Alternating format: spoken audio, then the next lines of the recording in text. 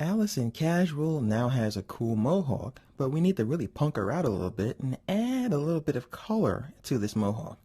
So I'm going to go to the pose room again, and I'm going to go to my preview tab, and I'm going to make sure once again that I have the proper thing selected. But this time, you'll notice that we have body parts, and we also have a new category here, mohawk, inside the props.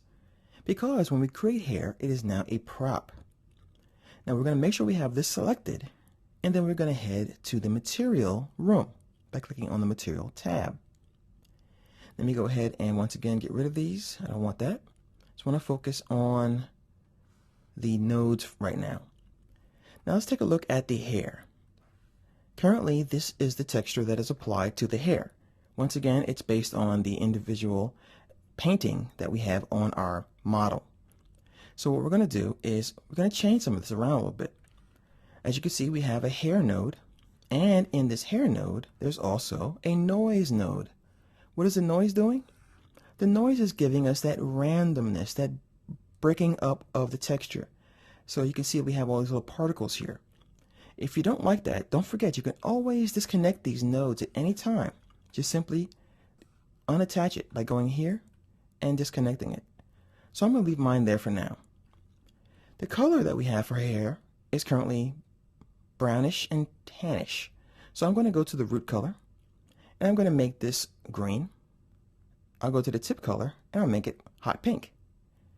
I can also change the specular color to something like a really hot yellow. And we'll take a look at the preview to see what we're going to get. We're going to get this really crazy pattern now. Let's also temporarily disconnect the noise just to see what it looks like.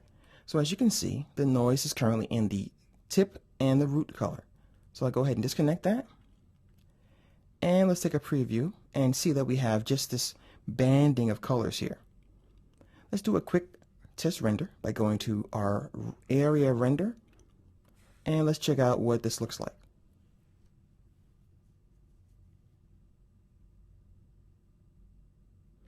Oh yeah, that's much better. That's a lot more fun. So what we can do is really experiment and have a good time with that. If you want to, you can even go to the next level and you can paint her hair texture.